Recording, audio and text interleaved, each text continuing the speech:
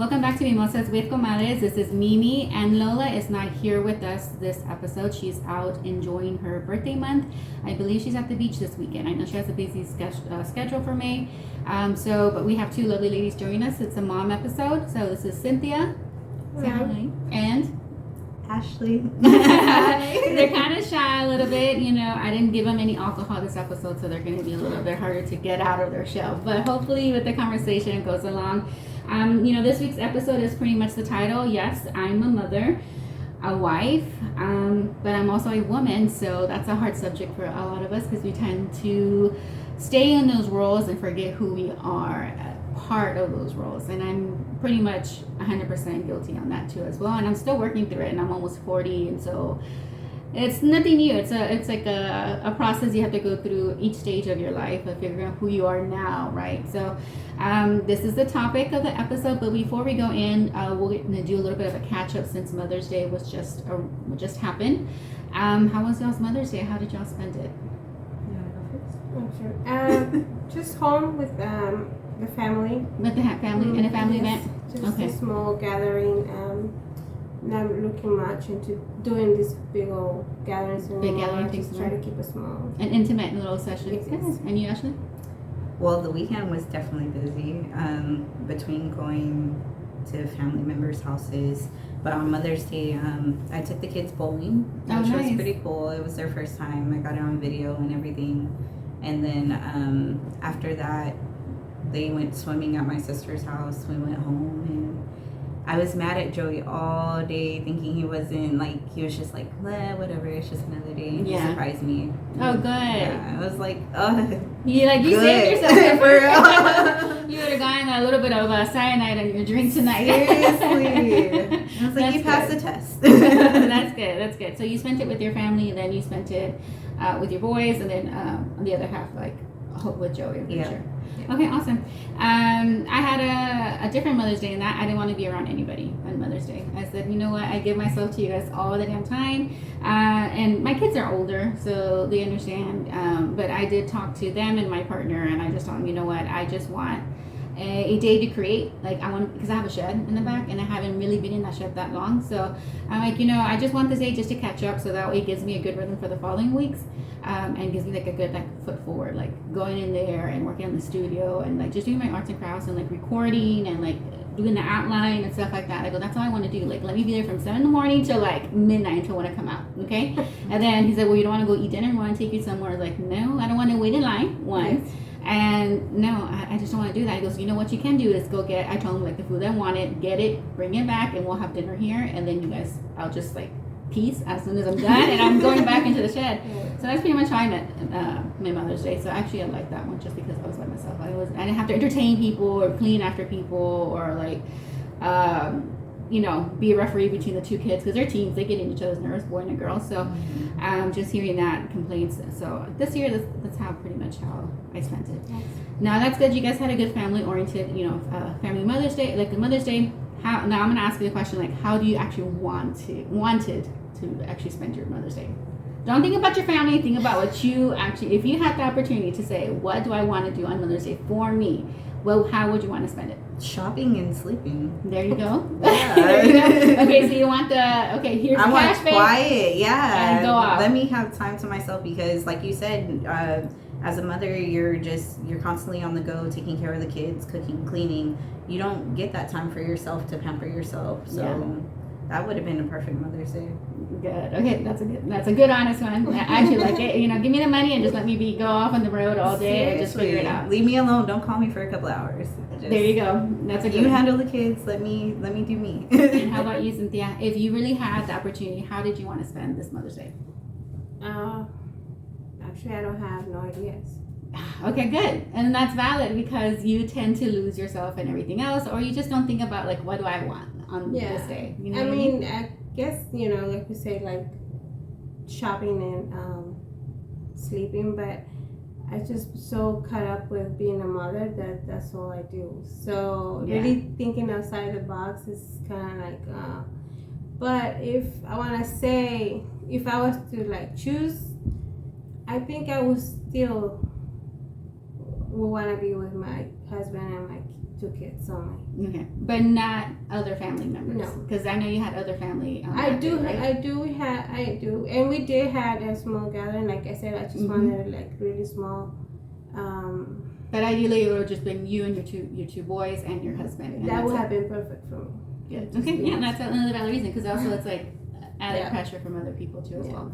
So that's good. That hopefully the men are listening, or I'll just edit those clips right there. I'll send it to them. Like, I'm giving you a heads up for next year. Make it happen. You have a whole year to plan that again. Okay? So that's pretty much why I wanted to ask that. Like, how do you really want to spend Mother's Day? Because of course that's what the topic of the whole episode is. So it's just really just figuring it out. So I'm just gonna go. Just kind of do like an icebreaker for you guys, for everybody. Is I'm gonna go through like list of like the types of moms. Like there's usually like 15 types of moms. I didn't go that far, so I went to 9 types of moms, and I'll explain to you guys like what the mom is and like what it's categorized under, and then you guys will tell me at the end like which mom are you, or a combination, because you can be a combination of moms. And just to reiterate, whatever you say here or whatever type of mom you are, there's no mom shaming or any kind of shaming. And like, it is what it is. It works for your family. It works for you. And if you want to grow from that, grow from that. But it's just kind of like a dialogue to open those can of worms within your own self and try to figure out like, okay, what can I do, or what can I change to like make you yourself or I myself like happier, right? So because it trickles down to the family anyways. So the first one is these are the 9 type of moms. So the one is the helicopter mom. She's a heavily involved mom. She really minimizes like the potential risks. So this is the helicopter mom who's like always around her children, but she always makes the decisions for them too. So it's not really, they can't really be their own person that much on that time. That one is a crunchy granola mom. Of course, you guys kind of know what that is, right? A very natural, kind of the hippie kind of mom, right? Always tries to do like herbal medicine. The free range mom lets learning and exploring independent with limited supervision based on age and maturing levels. So that she kind of lets them, figure things out in a safe space. Do it all moms. These are the moms who do everything for the family: routine, balance, juggling different projects. They always want the kids to be like involved, but they're like they're like doing pretty much the dance with the kid. You know what I mean? So they're very do it all moms. How about a fun mom? She's more of like the not too serious, the one with the hangout spot. Usually all the kids are going to be there. Teens, and she's the one, well, you can drink at home, but as long as it's at home kind of mom. A laid back mom, she takes each day as it comes, not aiming for like a very structured schedule. And of course there's no strict rules for that. And there's no like perfection seeked with the laid back mom. And a hot mess mom, she's of course what a hot mess mom is, always running late. She's always in survival mode. She rolls with the punches, in other words, like, oh shit, it's my car didn't start, or now he has to do like tutoring. Okay, we have to figure this out all in the last minute kind of thing. But that's like the hot mess mom. First time mom, the first time moms, we've all been there. First time mom, you do everything by the book and you're scared about everything and you try to follow the rules like really good. And old school mom, of course, is a very traditional style parenting. They have high expectations like respect and like boundaries and like discipline. And she's not really interested in like modern parenting, so it's very traditional, very old school. So from those 9 parenting type of moms, where do y'all fall in? That one's kind of hard, honestly. Yeah, because I see myself in all of them. Okay, I crossed out like maybe like 2 or 3 of them, but for sure, who are you not like? Of course, the first time mom. The first time mom. What was the other one? There's a helicopter mom, crunchy mom, free range mom, do it all moms, fun mom, laid back mom, hot mess mom. I'm not a helicopter mom. Okay. Definitely not helicopter. And then the old school one. I'm a little bit old school. I am. I instill manners in my children, the boys, especially since they're older and they know the difference. Yeah. I believe in spankings. I tried gentle parenting, can't do it. Okay. I cannot. It's a lot of hard work, gentle parenting. It is. I've tried it. Like now that Elijah is getting older, he's about to be 8 this year, so it makes it a little bit easier to do gentle parenting with him because he can actually have that. Understands. Yeah, he understands. He can have that dialogue. But the other ones, no. I can't do that. No. You're like, damn chocolate pack. seriously. But I guess the most one that I do relate to is probably the hot mess. The hot mess. Definitely hot mess. Well, you have young kids, so it's kind of understandable because young kids is very hard to manage. It's sometimes it goes on their time, even though you don't want it to. Everything's revolved around them instead of how you want to plan it out. It never happens that way. Yeah, it's hard. Yeah, and like I said, it's always it's okay if you see yourself in different categories because parenting is not black and white at all. It's like in the gray. You have to be happy in the gray. I think. Yeah. Like being a parent, like you can't always know for sure what's gonna happen. Like I live in the gray. But that's where I'm okay with. Like I'm okay with the gray, and my partner's not okay with the gray. He needs it to be black and white. I'm like, boy, you don't know. It runs in their family because Joey's the exact same. As you're reading it off, I'm like, that's Joey. Yeah, that's Joey. No, and it's either A or B. It's like no, you freaking C, D, and E, and F, G. Like there's so many other scenarios this can go wrong or could go right, or which way we have to guide them. But yeah, how about you, Cynthia? I want to say that I saw myself on all of them. On all of them too, as well. Yeah. Some are more I use more towards my oldest, and the other ones with towards my your youngest. children, ones, yeah. with the youngest. So a little bit of all of them. I use them in my daily life. I think that's good because I think it's a good thing that none of us. I see myself in pretty much in a lot of these. I'm definitely not a helicopter mom. I could say I'm not a helicopter mom, but everything else I am pretty much. I'm pretty much a free range person. Even old school mom teachings as well, and I'm definitely not a first time mom because I already skipped that show a long time ago. Years ago, like ages ago. But I think I do see myself there. The one that I like is of course the free range mom, and I have a different parenting style. Like I'm not an authoritarian parenting. I'm for another word that I forgot, but they're the ones that are kind of like a mixture. But I think overall, I think if you can see yourself in all. Use them all on my daily life with my kids.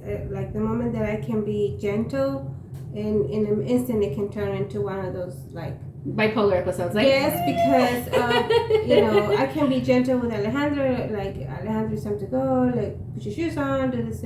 Alejandro, you know already what to do in the mornings, and I'm trying already in the morning because I don't want to start my morning in the moment, and I want to be angry.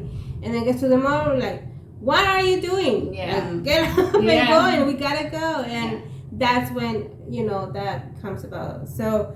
The same with Santiago, like the new mom thing is he's still little, and you use that mode towards the youngest, the babies, and I'm a hot mess because sometimes I don't want to do anything, I just don't want to care about anything, you know, and so it's just I think every day is a challenge, every day is a different chapter, every day something new is gonna come out, and it's gonna either teach you and you'll grow from it or. Definitely like being a mom of two boys is and they're can you say your age range? Because I forgot to say that. Like what are your age? Alejandro's 10 and Santiago's gonna be 4 in July. So you have your boys, yes. So I love them so much. They're my pride and joy. But and I do anything for them. Yeah. Everything I do is for them. Yeah. So the difference in age doesn't help. I thought that by being it would be easier, right? Easier, but no, they will still like manage to get my nerves all going, and so. But I do all of them. I feel like I can relate to every single example you gave, and some more than others definitely, but it's just motherhood, I guess. It's not. We don't have a book or like you do this in this because it's not gonna work. It's not gonna work because every child has a different personality, and it's you can't what works with one is not necessarily gonna work with the other child. So it's very different, and also like life shit happens. You might have had a better life with the first one, the second life you're really struggling, and it's like a harder kind of an experience that second child's gonna have. But ultimately, like you said, the love is there, and the mother. The instinct of being a mom and being around your mom is always going to be there. How old are your kids, Ashley? Elijah is 7, Adonis is 5, and Faith is 2, and then Janelle 15. She has a stepdaughter is 15, and she has she's still in a very little my stage. hands are full. I'm 27.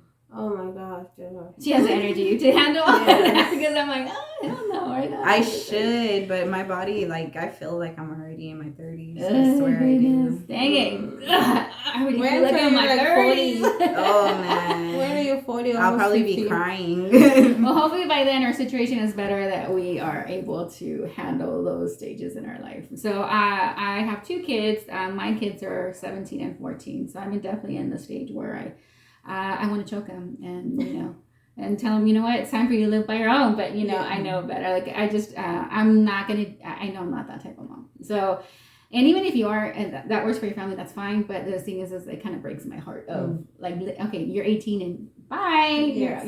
You're out the door, and well, my ex was raised like that too. So I'm like, oh shit, I can't do that with them now that I'm a parent, right?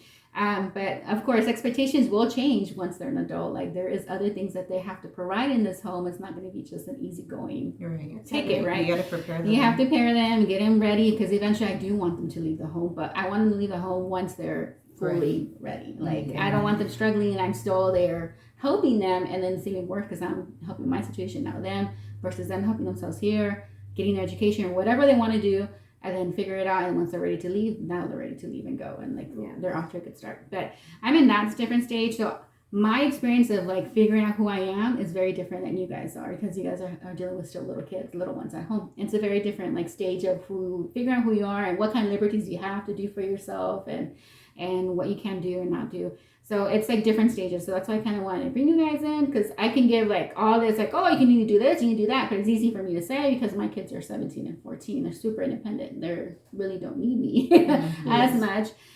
But I can do a lot more things at that stage, right? Yes. So it's always good kind of to get a little bit different perspective. Well, you guys were able to figure yourselves out as one of the roles, because we're all different roles. We're a mom, we're an employee, we're a granddaughter, girlfriend, wife, friends. And we are different, all these roles, but then we tend to forget of who we are, or we lose ourselves a little bit, or we're trying to like hold on to the past because we want to do that. But we just need to realize we're in a different us. It's just like a better version of us, and figure out how to like transition to that different stage. Because motherhood, we can say all this stuff like it's amazing. I will die for my kids. My kids are my life. I will always want to spend time with them. All that stuff is there. Which I get, and it's very true, but we also need to admit that sometimes, like you guys said, motherhood's a bitch, or it sucks sometimes, or the moments isn't always like as glam as sometimes the movies portray, or how we thought when we were younger was going to be. So it's always good to kind of like be okay with that, so that way it helps you grow, like you guys, and it helps you adjust to what everybody's doing now in your different stage of life. So it's always something good. So I'm going to ask you guys some questions now, a little bit more personable with you guys, to see if you guys we can get some like, who are you? I just wanted to kind of just leave this episode with, hopefully with the other viewers too, asking themselves this question, or like figuring out like, okay, how am I gonna like increment a little bit of me back into my mom routine, or into me being a wife, or me being a girlfriend, or just me being me, So it's always something good. So the first question is, so you guys tell me how you guys were as a mom, but so what did you base your identity on pre-kids? Pre-kids. So how did you base your identity pre-kids? Like, who were you then? And it's okay. Like I said, anything you say, judge me free zone here, because I've said worse things on this podcast. So just let you all know. I don't know that person I was back then. So who were you back then before pre-kids? Who was Ashley? I can tell you who I was. Ashley was crazy. Okay, good. Ashley was crazy. Ashley was definitely a wild card. I like to be out and go to clubs and stuff like that. I was, I don't know. All right. So you were kind of I was a teenager. I was a bird. I was a young. teenager. You're in your 20s. You have to remember, she's in her 20s. And yes. We're talking about teenager years. I had my first child when I was 19. So I was growing up. I was a kid that had to grow up very fast. And I've always been told growing up that I was mature for my age. So yeah. Same here. Yeah. I didn't start really exploring myself until after I had Elijah. Okay. Yeah. So that's when I was slowly trying to find myself. So that's the sucky part. I had him at a young age where I didn't, like, I knew myself, but I didn't fully know myself. Mm-hmm. I had to explore, and then Well, having to do that with the baby, it makes it so much it's a bit harder and a little bit more judgy on people because you have a baby, you know. Exactly. But you were 19, like, and 19 and 20s is like all you're experimenting. It's like your wholeness is out and stuff like that. So it's like it's understandable. Like before Cynthia goes out, well, me before kids, I was definitely a hoe. And I was very carefree. I didn't have any stressors.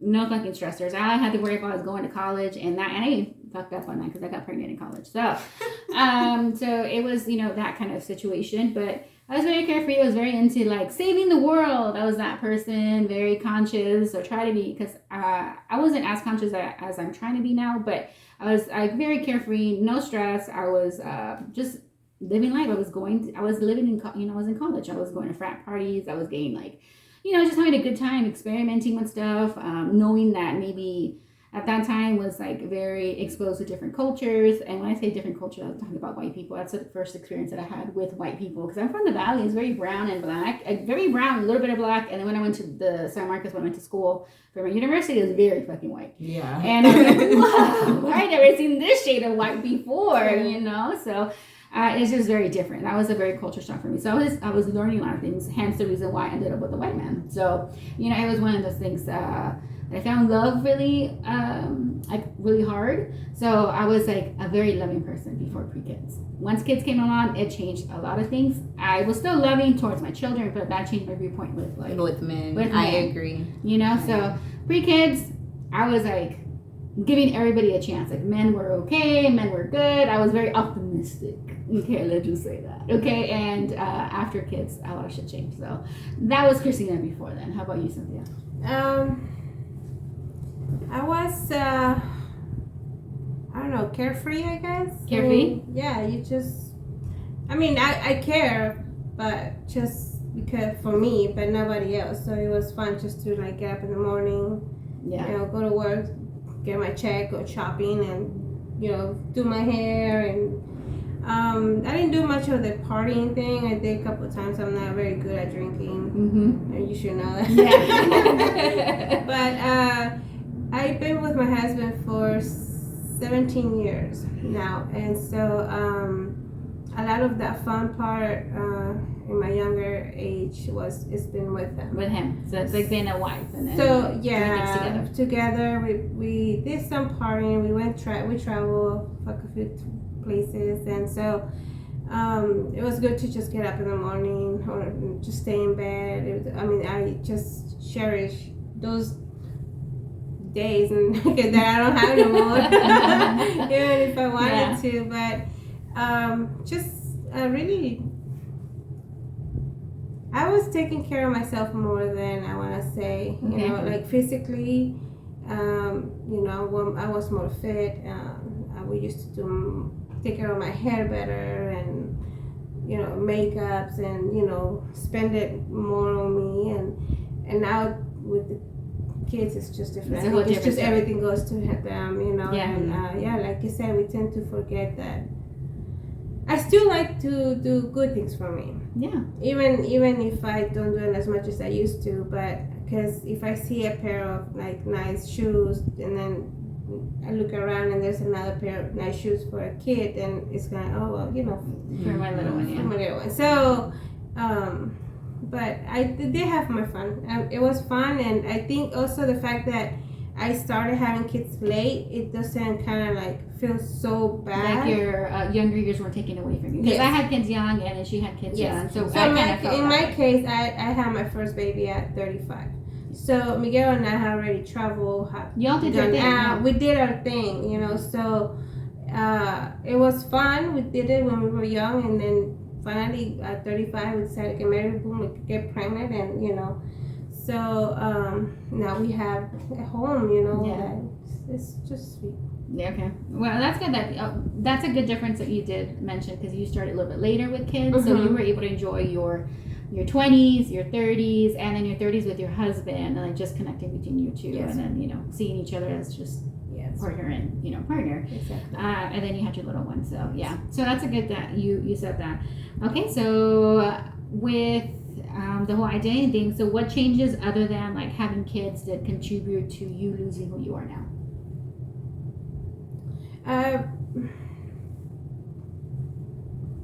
I don't know. I think a good example, I guess, is the lack of time. I guess I think when you're with when you finally have a home and kids, that's all you focus on. To have everything ready for the next morning. You feel like when you get out of work, you just running to the store. It's like a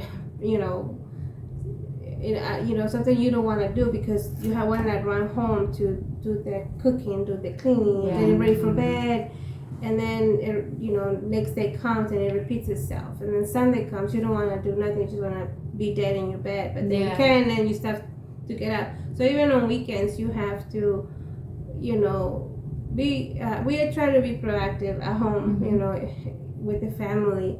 But to me, it's like even getting a haircut or trying to go and do something for myself, I feel guilty. So what's contributed to your loss of your identity is your mom guilt. In other words, your mom guilt is very big. Exactly. I feel guilty to even be here. If I might be honest, like I feel like I'm away from my kids, and I know that's why I had to remind you guys for like 2 weeks. Like I already know this episode. It's always hard to get people to to come because people are just being people. They have lives, but I know I know when I do a mom episode, I know if I'm getting women with little kids, it's like it's pretty much ranging like toddlers. Like I need to remind you guys. I need to get you guys ready. And, remember, and then I expected it to be hard. So, which is normal, but I guess the other contribution for yourself is the how big your mom guilt is right now at this stage now. And how about you, Ashley? I would have to agree with that. The mom guilt was something that helped lose the identity, and then also the fact that, like I said, I had Elijah at a young age, so I still was trying to find myself as well, because. Let's face it, you're young having a baby, you don't want to work at a fast food restaurant forever. So it's what career path am I going to take? Or gosh, I wish I would have done this before I had my child and stuff like that. So that, and then having to take care of a child, it makes everything feel like a chore. Like you said, just going to the store, that's like, I have to go to the store and fight through a crowd and then go home and cook dinner, clean up. There's no peace. So I think that's a big thing that made me lose my identity. Yeah, is losing, the mom guilt and just never. Well, that's it's very like true. A never-ending story. It's a very true thing, and I think a lot of people feel that way too, especially with young kids. I feel like I had it when I was younger, when the kids were younger.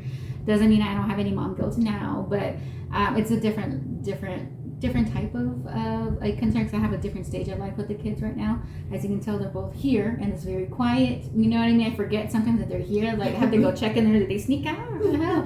No, they're still here. They're just watching TV. When you would have little ones, you would okay. The lights would have been turned off, and everything. Which I get. I completely understand. Yeah. So I think the major thing that helped contribute to me losing my identity, besides having kids, before having kids, is my marriage. So my marriage before my partner right now, even though this relationship isn't perfect at all, you don't know that. Y'all every second you're like, you still he's still alive? He's still alive. He's still here. But my previous marriage, I was married for 10 years. I'm technically still am, and I'll tell you guys a little bit more about that. But 10 years. And I fell in love hard with this man, and he was my first love, and he's the one that I was boom, death till you part kind of love, right?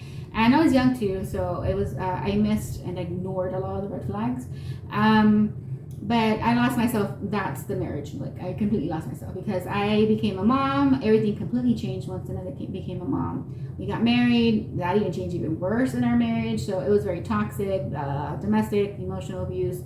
So my identity was completely dead. By the time I decided to leave, I didn't know who in the hell or what I was doing. So during that marriage, I would say, I gave myself not just the kids, but to him. And I was his nurse, his psychologist, his everything, So it was me catering to 3 people in that home, to 2 babies, and then to him. So it was a lot of giving. It's like giving into a black hole. So I gave myself into that black hole. By the time I knew it, like all my passion, whatever, I just didn't have the energy to do it anymore. I was like, I just don't want to. And my kids there are amazing kids, and when they're little, they're more amazing because they didn't give me much headache, or they weren't very fussy. So which is I'm amazed about it, but. It was hard. I think my marriage to me was the biggest contribution part of losing who I am.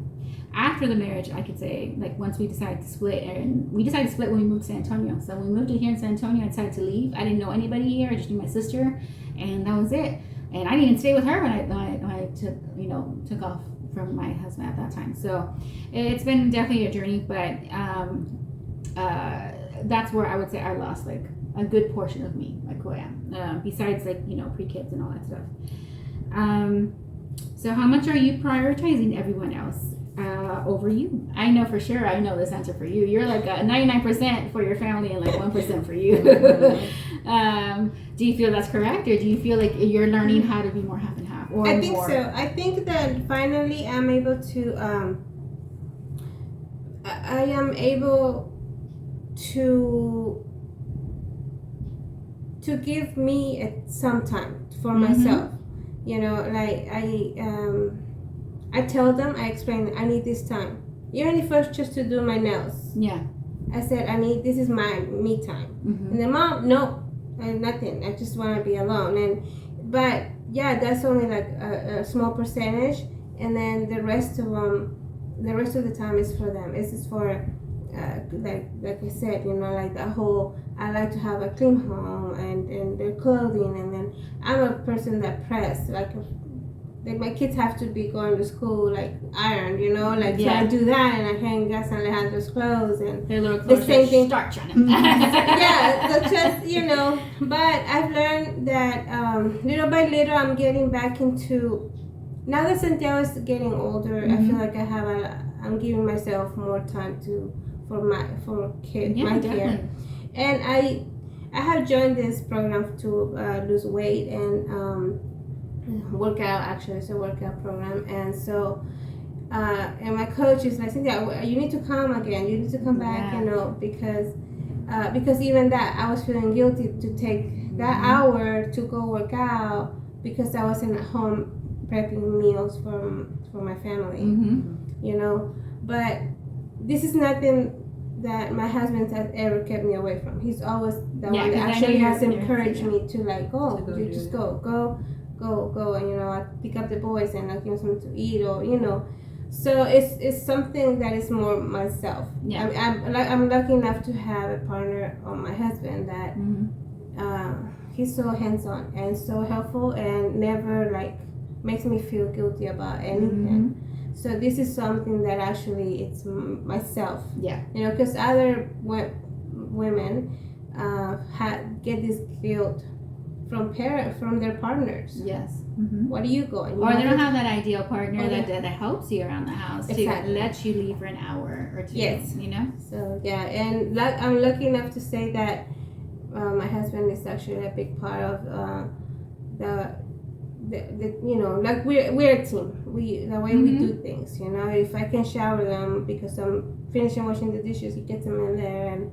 Like even then, because I know y'all's relationship and I know y'all's marriage, and I can honestly attest that your partner, if I know he will give you the time that you need to figure out who Cynthia is. Yes. But it's like you said, it's more on like when you're ready to let go of that guilt. Exactly. Right? To figure it out and how it's going to work for you. Yes. Yeah, so it's understandable, girl. But I'm always the one like, okay, you need to do something for yourself, but I know it has to come from you and stuff like that. So it's a process, and I think like you said, your little one is going to start going to school. I think that's going to help out a little bit more. And even all those text messages or invites that you send to me, and like you coming, I'm not planning on it. I know. And I send them just just to be ugly, I just like. Oh, it's gonna be home, and I have my kids there. I'm happy here, but it's so. But I think having a time out away is actually healthy. It is healthy, yes. Yeah, I agree. And it's whatever you want. And I always send like messages to random people, even though I know they're never gonna come out or whatever. It's like, well, maybe I have no idea how they're at. Maybe they're having a horrible day and they just need that out to go out. And that's why I send them. So it's just like, hey, but I'm not saying to everybody either. I'm sending to people who I actually want to hang out with. And if they show up, boom, it's a bonus. If they don't, it's all right. I'm still having a good time, right? But yeah, I kind of see that with you. And how about you, Ashley? Do you give yourself how much do you have you found that balance? Which I think it might be a little bit hard for you just because you have little ones. Yeah. But or are you in that stage you're trying to figure that out right now? I'm still trying to figure that out. I always put everybody first because, you know, being really family oriented, you know, it's always been my mom, my brother, and me. So of course I still, even though I just moved in with Joey, I'm still making sure my mom is okay, if my brother's okay, and then of course the kids, because I have them 24/7 when they're not at school or daycare. And then of course Joey, you know, trying to work into that life of pre-marriage and being together and living together. And it's a different thing once you guys are waking up to 24/7 now, you know? Yeah. Big time. Yeah. So it's just working into that marriage life and now separating yourself from your mom and the extended. Yeah. And that's hard, especially if you lived with them and you've been supporting that life, you know? And now you're trying to juggle that. Yeah. I'm trying to step away, but I'm still juggling it. So of course it's like everybody, I'm last. Yeah. So, and it's been that way since I started having kids. So yeah. It's hard. There's added pressure when you have an extended family that you still like feel that you need to have control or like be there, because like it's added pressure and it's added less time of like figuring out who you are, because not giving you that because you know you're giving everything to them, but they're not really at all times giving you that space for you to become who you are. Yeah, definitely. I definitely was that overgiver with the kids and still am. I do everything for them, but I realized that if I'm not happy with who I am, it's going to trickle down to my parenting, to me being a partner, and to me just really the only people that really like who I affect is my kids. So I feel like I got to a certain point where I'm showing them to be a procrastinator. I'm showing them to question themselves, and I'm showing them to wait until things are perfect. So the reason why I realized that is because my kids are becoming adults soon. And I'm like, shit, I'm showing them all the things I don't want them to do, and they're gonna fucking do it because I do it, you know? I procrastinate. I just make sure that everything has to be perfect for me to do something like involving like us, or like progression wise, like career wise, or you know, whatever you want to do.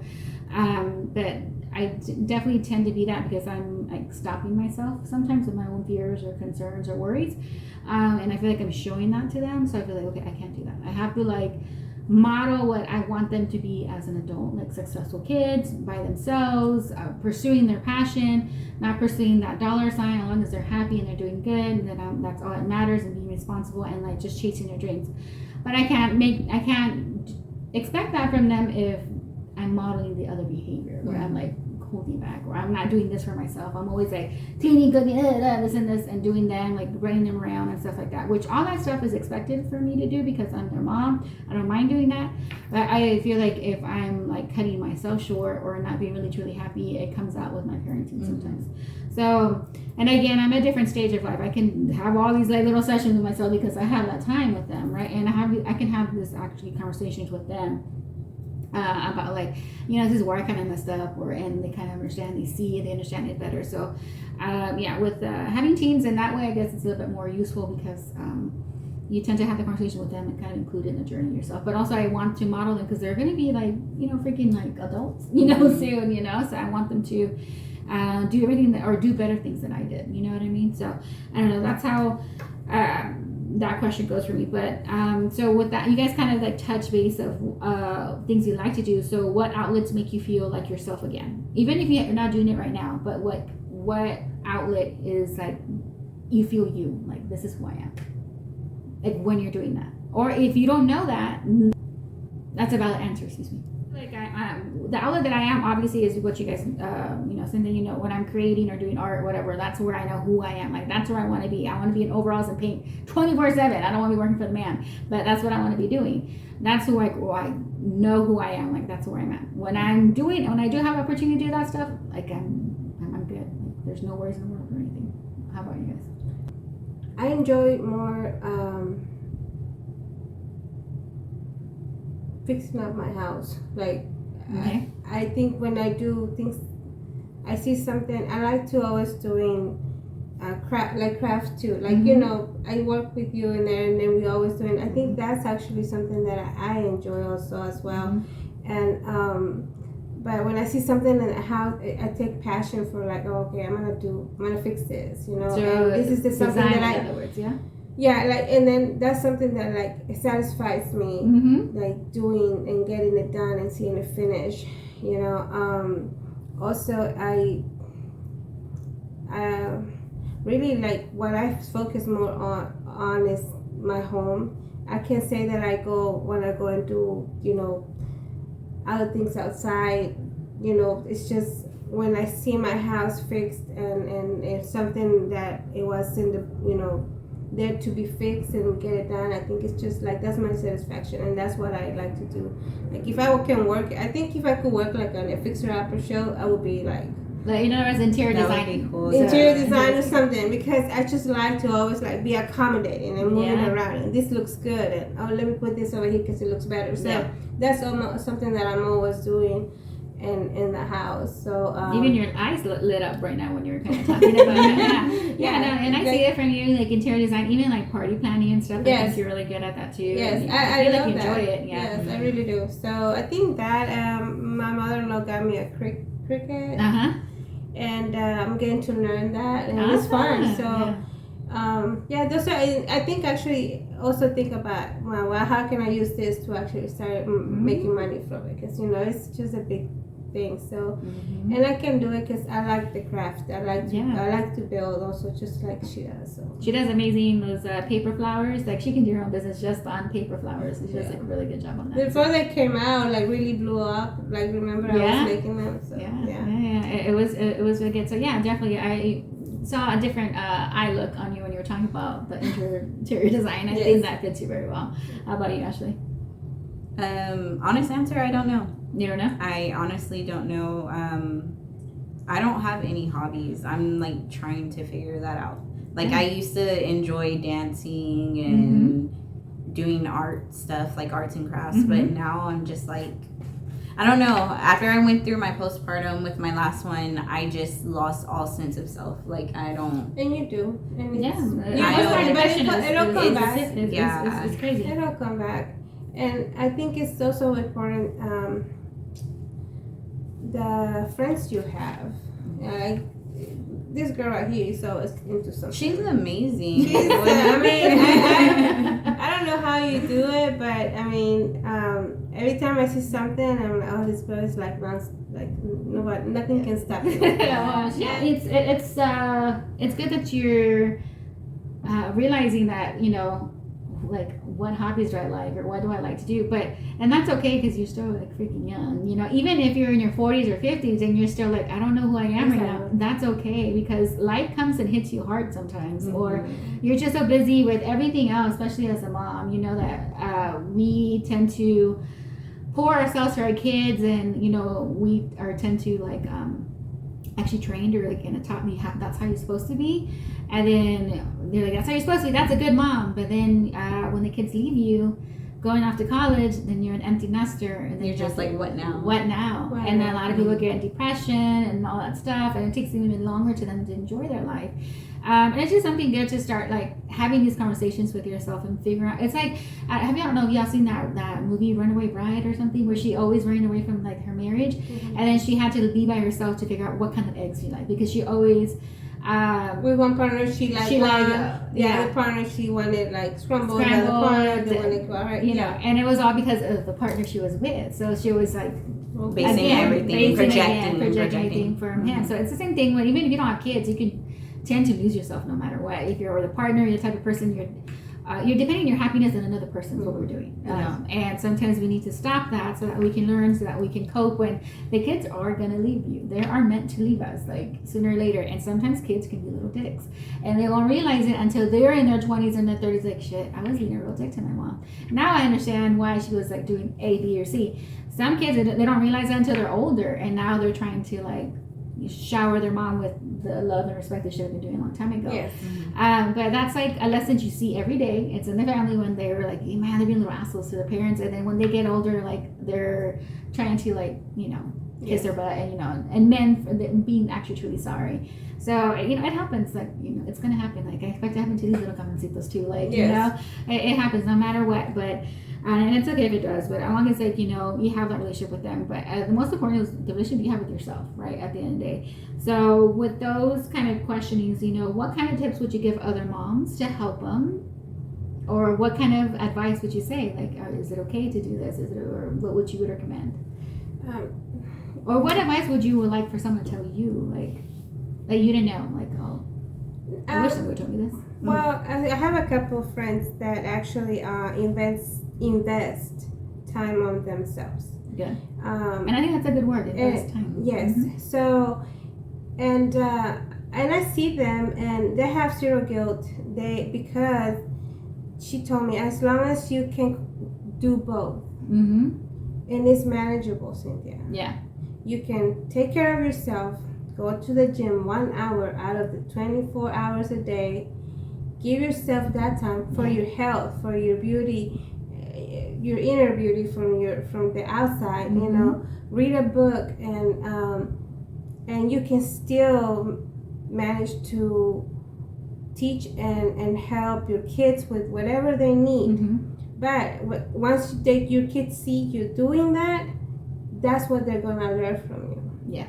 So if they see you doing exercise every morning and taking care of yourself, guess what's gonna stick with them? So it's important that you start doing this for you, so you can, you know, feel better. You know, when you have an exercise, yes, you feel better. You have a better attitude. And I said, you know, it's such a good thing that you don't hear or you don't think about, and it's true. And they said, do not feel guilty about it. Your kids are gonna live one day. Yeah. You know, but right now, they're everything that you do. You sit on the couch too long, that's what they're gonna learn. But you get up and you go on a bike, on a run, or whatever, you know, walk or whatever. Those are the things that you need to focus. By walking, yes, they're having fun, but you are also doing something for you. So it's, you know, things like that. So I figured, like, we need to work so hard on not feeling guilty. And that's something I'm going through, because, like I said, I do have it, like, major, like, you know. And my husband, luckily, gives me that time. Like, he's not, once he knows that I'm out with my friends, he's not a man to be asking where you're at, what time you're coming back. He just lets me have that time, and I'm so grateful for that. You know, and I hope that everyone, or, you know, all the other girls too, can have that type of partner, because it does help. Yeah. You know, so just my advice would be, just let's start taking care of ourselves so we can take care of others. You know, and it's so hard, because I hear many women about, oh, I love myself. You have to love yourself, and this and that. But it's more easier said than done. It's easier said than done. And so, you know, but little by little, it's something that is like, I guess, when you're a baby and you learn to walk.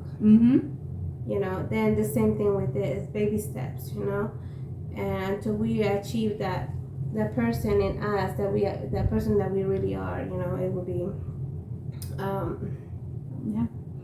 Honestly, I agree with that. Like, self-care is the number one, and that's like my number one tip for any new mom. Like, take care of yourself first, because motherhood is hard, and you will get so wrapped up in it that you do lose yourself. Yeah. So you always want to, even like you said, an hour, even 30 minutes, like, I'm just starting to do that this year, so I pick at least like 2 days out the month to do something, like, for myself, or even something simple as getting my nails done, either with Janelle or by myself. Like, that's just my me time. So Yeah, definitely. It's like you guys say, it's harder to say. It's easy to say, but it's harder to actually do it. Yeah. I feel like we all know that prioritizing us and not losing ourselves is what we need to do, but obviously we don't listen. And it's okay because it's us. We're the ones that give life, and we owe that we need to do more. Of course, obviously. I guess it's just always good to understand like it's okay to mourn who you were before. It's like a loss, right? You're losing that pre-person who we were before kids, and it's okay to kind of think about it, reminisce, and enjoy it. But I don't think you need to completely avoid it or fight it, but not completely avoid it either, because that's truly who you were. But it's a different version now, right? Because we're not expected to completely do all the crazy stuff we're doing now with like the kids, right? And if you want to, that's cool, as long as you're being safe. But majority of the time, it's a different version. It's pretty much the tips that I would say is bring yourself into being a mom. So if you were a cusser, if you like listen to this type of music, if you like to dress that way, if you like to dance, like bring those that attitude into your motherhood. So don't completely ignore it, because that's what I think a lot of people do is I'm a mom now, I cannot be that person at all. So they deny who they truly are, and they're portraying a perfect mom, or this mom that doesn't cuss or doesn't say anything or doesn't drink, and it's like portraying that version. She's completely losing herself, like who she really is, even the good and the bad. So just bring yourself into that. In other words, like not all the time you have to be watching what is that, Coco Melon, or or I turned that off after 30 minutes. Faith can do all but day. The kids love it, man. Shit, Coco Melon's crack for them. But Coco Melon, or listen to Kid Bops in the car, because it's like whatever, a younger kid version. In other words, it's just bringing yourself into mothering, which is like showing them, like I do this with my kids. Like they like to do TikToks, or they like to sing the songs, they like to old school rap or whatever. But of course, everything's age appropriate. I'm not saying to show this to like Faith, and then she's like, talking like Christina here all the damn time. But age appropriate. But just bring yourself to that. Also, reclaim pieces of yourself, like 30 minutes once a month. You're gonna, of course, you want to increase that time a little bit more as time allows for you in your situation. But reclaim stuff that you want to bring back again. So reclaiming yourself, you don't have to reclaim everything. You could always reclaim like bits and parts of who you used to be. So that's always something to do. And also just realize, like you guys have been saying, we always say, being a good mom doesn't mean you have to do everything for your kids, or being everywhere with your kids, or all the time with your kids. Just because, like your friend is saying, you're showing your kids things that you don't want them to look into a wife when they're getting married later on, or into a wife. We always saw my mom like working. It's always about us. So their partner, that's what they're going to be looking for, and then you're going to see outside like, oh shoot, what it created. A guy who's expecting for me to cater that person to cater to him 24/7. So it's just those kind of realizations that we need to have, but like just to bring it into your life a little bit more. And it's also important to be since we're talking about our kids and how we want to portray them, we encourage our kids to be who they are, right? To be authentic, to be passionate, and to be all this. We expect all that from our kids, but we don't expect none of that from us. So again, it just comes again with the full circle of what you're really learning your children. What are you really teaching them? The expectation of them being who they are, but then we can't be who we are in front of them, or in front of the family, right? Yes. But of course, just because I said this, I don't want to hear y'all's partner say, well, freaking shit, she flipped out the next day and she was wearing like, whatever. But, it's up to you how it works. But it is a working process. So with all these conversations, like, how would you say you would connect with your inner and higher self in the future? Meditating, even because I feel like sometimes we as moms, we think, okay, I'm gonna take 30 minutes for myself, an hour, but I'm gonna be super productive. You don't need to be super productive. You can just lock yourself in the room and just watch a soap opera. See, I need to learn that. Okay, I need to learn that. You can fill up your being self-care could be just doing nothing. Yes. And zoning out. Yeah. I would love to learn how to meditate. Okay. I used to make fun of those people, but recently I did a couple yoga classes with a friend. She's becoming an instructor, and you don't think about how much it helps actually to just sit there. And it's hard. And it's hard, but just sit there, and actually when they're talking to you and telling you, focus on what you're feeling, what goes through, and you actually let that take over your all over you. how it helps you to like reconnect with yourself, with like what's going on, like what am I doing now, what what do I need to do. It really helps. And I'm very interested actually now that I see my friend like doing the yoga, which she's actually also becoming a counselor with the same, doing yoga and being a counselor with that along. And I think it's actually something really good that I would like to go and do it just to help me. And also you can do it at your home if you don't want to, like once you learn it, you can now transition to your home and kind of create that safe space. Talking about meditating, I actually did meditate for a couple months. I stopped doing it for like 3 months. But that's something that I want to go back into. Actually, I always, because I for a good, I would say 4 months, I meditated and I was waking up at 5 o'clock in the morning, because they say you're supposed to meditate like crack of dawn to start your day. But you don't need to. You can meditate whenever you want to. But I want to do it because I wanted to meditate, and after meditating, I worked out, and after working out, I created breakfast and I started my day. But I started doing it at 5, and I was doing it when I was working my previous job for a good 4 months. During that time, I would honestly say it was great. I didn't think it was work, but I had so much stress and so much worries and so much anxiety. They created anxiety. So when I did it, I didn't do the quiet meditation because I can't do that. I started thinking about bills. I started thinking about what was my hair doing? I started thinking about everything else, but I can't do the quiet meditation. So what I did, I'm starting to do it again. Hopefully, is the one that Tina Turner does, Chantra. She does chants. So I do chants. So it's like an Hindu chant. You repeat it over and over and over, and the chant has a meaning. It's like creating positivity or whatever, some kind of nice meaning. You can choose whatever chant it is, but it's just like the sounds and the tone and the vibration you get. It just relaxes you. So I do that for 30 minutes. That's all I can do. You're supposed to do that for. You're supposed to repeat it for. Not even for 30 minutes. I repeat it for 108 times. You're supposed to do that chant. It's like a rosary. Think about it like a rosary that you're doing. You're just flipping it, but you're saying that chant and saying the chant. But when I would do it and I wake up and I did that whole routine, I would actually wake up like with a lot more energy. I had more energy after the day, actually, crazy enough. Yeah, I would go to sleep a little bit earlier, but early to me is like 10 o'clock, so I was still up. But it gave me a lot more energy, and I felt more good, like more relaxed, more like okay with everything that was going on. I did that for 4 months, and I don't regret that time, but I stopped doing it because actually that was when COVID hit. And that's the whole stressors with the job and everything getting sick. So I stopped doing it. I think I should have done it more, but I think I was more stressed out when COVID hit because the kids were home. I had still work, and we're still like questioning, like, are we safe? We're not, So it was kind of a crazy time. But I stopped during COVID, and then I'm like, I need to pick it up again, because those 4 months that I did it, like it was every day, 5 o'clock in the morning. It felt really good. Yeah, the same for me with the working out. I mean, right now I put back some of the weight, but I think that working out also helped me a lot. Yeah, it's good endorphins in that. It was only 2 to 3 times a week, really, but I was feeling better about myself. I had a better attitude. I didn't feel as tired, and I wasn't hurting as much anymore. Yeah. So, after that initial first workout, but I completely agree with you guys. Like meditation, that worked for me.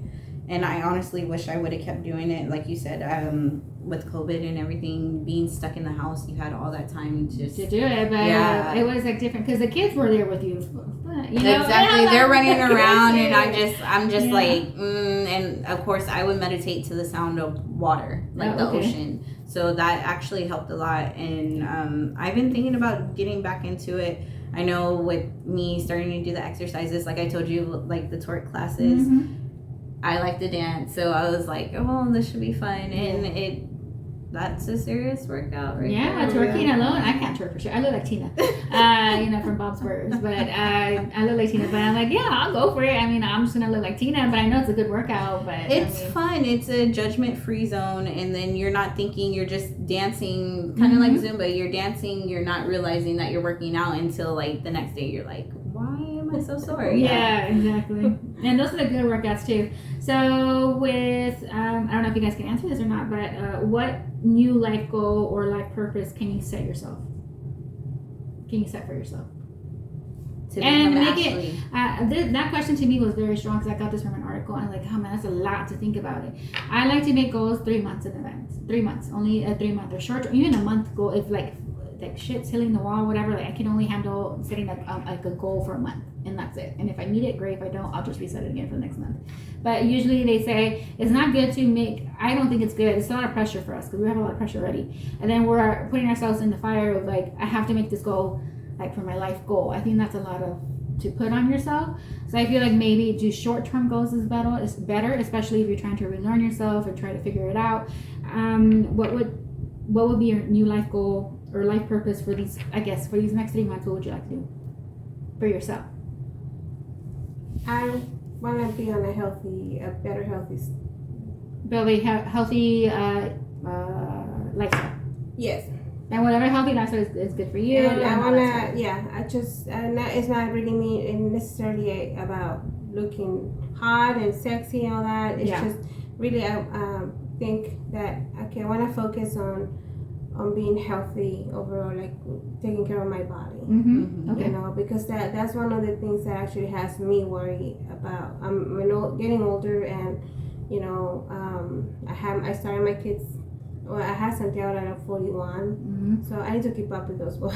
Yeah. And so yeah, girl, you're getting close to the teenager years. Girl, you have 2 boys. Watch out the girls. And when I get up in the morning, it's just her, and then that's when I'm thinking like, okay, you know, something needs to be done. And I like actually the idea of the short term, you know, goals. Maybe start there. Yeah, I always say it's always good to do short-term goals. I hate the long because that gives me anxiety when I like. I used to do long-term goals. Like by this year, I want to do this, be this, and that. I want to have this money or da. I want to be here, I want to be there. I would do this in my career, and that would give me anxiety, and that would shut me down even more. I would be like so in my head. So I feel like short-term goals have worked for me. I even done like weekly goals. Like, okay, if I can't stay away from fast food for a whole freaking week, I mastered something, right? Because I'm always notorious for that for my job. 4 years was fast food. Like, did you bring food today? No. And it's snowing or it's like it was raining or like, so I brought food. It's rained. You know what I mean? So it was a rarity for me. How about yourself, Ashley? Short-term goal, like you said, a healthy lifestyle would be nice. Joey wants to start eating a little bit healthier, and then the way everything is processed, you know, now we're learning more about how food is made. So I've been changing up a lot of things that we eat. I want to get into being in the gym regularly. I need to like get that energy, like you said. And my daughter is 2, so she's in that stage where well, forget because the trying threes. It's always terrible twos and trying threes. I always say trying threes because they're it's trying like to trust you. She knows what buttons to press, who like how she can play you. She's very observant. So most of the time she's pitting me and Joey up against each other because to him that's his little baby. You know, I'm like, she's not a baby, she's a toddler, she knows what she's doing. So that and really finding a hobby for myself. Nice. And I think the only way you're gonna find that hobby is allowing yourself to try things and not like it or like it. Because we're always afraid to try because I don't think I'm gonna like it, or I don't want to do it, you know, and then we don't try it and we never figure out like if that's what's gonna bring us joy. And like that lady, the joy lady, you have to look at it, see if it brings you joy or not. If it doesn't, you throw it away in your life. We need to do that with people and things and shit like that too. If it brings you joy, keep it. If it doesn't bring you joy, toss it. Definitely learning that, and then also becoming a little bit more, you know, relationship wise, becoming more connected with my man. I think you guys moving in together will help you guys transition to like a unit. I agree, but it's also going to be a huge test. It's a huge test for both of you, for the kids, for them seeing you guys. It's a test for everybody, girl. But you know, but it's definitely going to help you with that other issues you're having with your family, because now they're going to see you as a family unit now. You know what I mean? So it's a different stage of life that I think you're going into, and it's an experience. And like I said, if it brings you joy, toss his ass out. If it doesn't, you know, all right, we'll see you next year, Joey. But you know, it takes work. It takes work. It's not easy. Just from my experience, just talk it out, and not right there, and then because I used to do that, I wanted it there, and you know, my husband's more like he goes through his days, and then finally later on he talks about it, and I think it's a better way because you know you're more calm, you have thought about stuff, you know, and always the respect is so important. My home is, regardless of what we've been through as partner, as a couple, we had never disrespected each other ever, and we have a good, like, peaceful home, regardless of our trials and disagreements and discussions. We never argue in front of the boys, you know, or like ugly, you know. So it takes work and understanding and getting the other person's space also, because just because you're a couple doesn't mean that you have to do everything together. Yeah. You need well, that's important for you to know who you are, because if you don't know who you are, you're gonna base now your identity with your partner now, and then you definitely now you lost yourself with the kids. Now you're gonna use her with him. Yes. And then that's what I think a lot of the issues come across, because you know both of them might feel smothered. Yes. Like you need some separate time. Like he has his own friends, you have your own friends, or your own hobbies. He has his own hobbies. So then you have to do it like 24/7, because you're already living with each other 24/7. It's a whole different vibe. And I just want to touch base because we've been in couple therapy. You know, one thing that we've learned is that it's okay if you like. Ideally, we don't. Then nobody wants to argue in front of your children, but sometimes it's gonna happen. That argument's gonna happen in front of your kids, and if it gets ugly, you know, maybe a touch base with them later on or whatever. But one point that they mention is make up in front of your kids. So just if the argument happens, okay, it happened. Everybody heard. There's no denying that it happened, argument. But make sure that you guys are making up in front of the kids afterwards, because they need to realize that too. That it's okay to argue with other people, or not, or disagree, or have a fight. But they need to see that whatever happened, mom and dad fixed it, and they're coming back together, and they're saying sorry, or they love each other. Yes.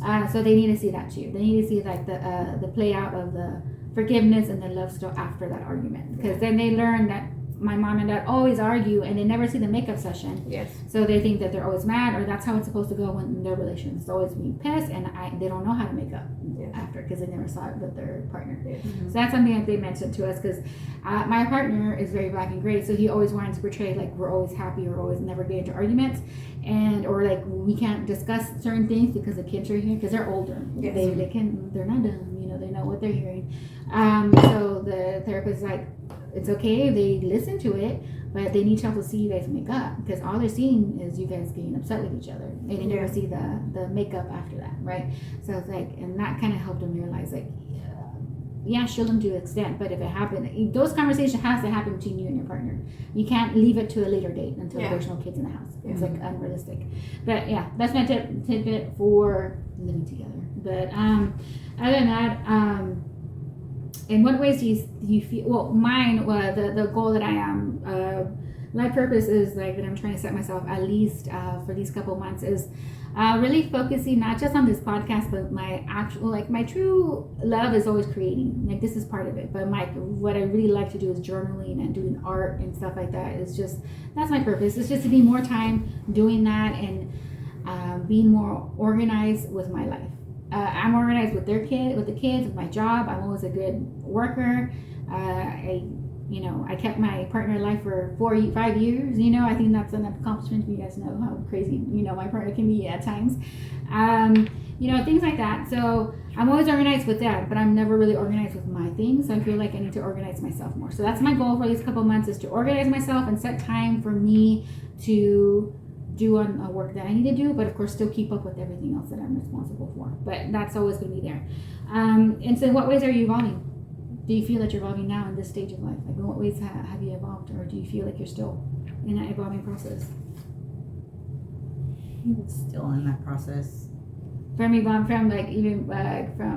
known I've grown up a lot from being 19-year-old Ashley into 27-year-old Ashley, but at the same time, like with me still finding myself, I'm still evolving. I'm becoming a better me.